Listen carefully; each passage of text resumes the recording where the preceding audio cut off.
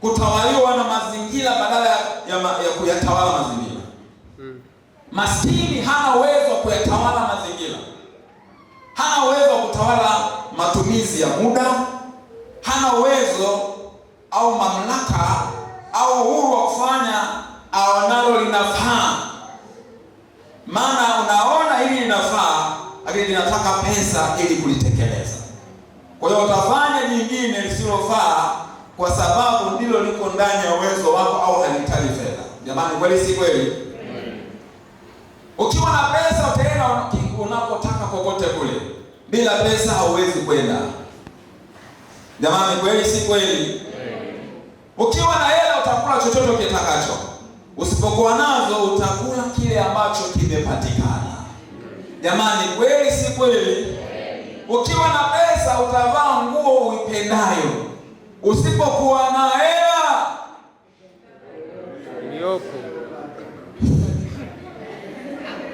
ndugu yangu mmoja amevaa suruali, yaani mdogo, suruali kubwa, amefunga na mkanda hivi alafu na mikunjo hivi. Kwa nini? Amepewa na mtu ambaye ni bonge. Yeye na mwili mdogo. Sasa mimi nikawaza, huyu bwana, kwa nini usipeleka hata kwa fundi arekebishe? Sema hela kumlipa fundi sina. Kwa hata hela kumlipa fundi arekebishe ile suruali hana. Kwa hiyo anavaa suruali mbwanga kweli kweli. Kwa nini? Si kwamba anapenda, ila hana hela. Unaona shida ya umaskini Unaona shida ya umaskini Mwenye pesa anaweza kaonana na mtakaye. Leo hii mtu hata kama hana cheo lakini ni tajiri hapa Tanzania, akitaka kumwona rais atapata access. Ni rais wakamfanyia utaratibu wa namna kumwona rais na kaonana naye, kwamba naye akapiga naye na picha. Kweli si kweli? Wewe sio wewe, maana wewe si tajiri. Nazungumza wewe ambaye ni maskini. Wewe hauna shida maana wewe unazo. Ila yule ambaye hana, yule ndio tatizo yule.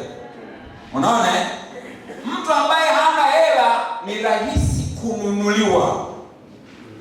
Na ndio maana hata wanaotaka kufanya mapinduzi, hata kama ni kwenye nchi au nini, huwa wanatumia watu wasio na hela. Ni rahisi kuwanunua kwa vitu vidogo tu. Sasa nisiende hata kwenye mambo ya siasa huko na nini huko, nisiende huko. Lakini mtu asiye na pesa ni rahisi kumnunua.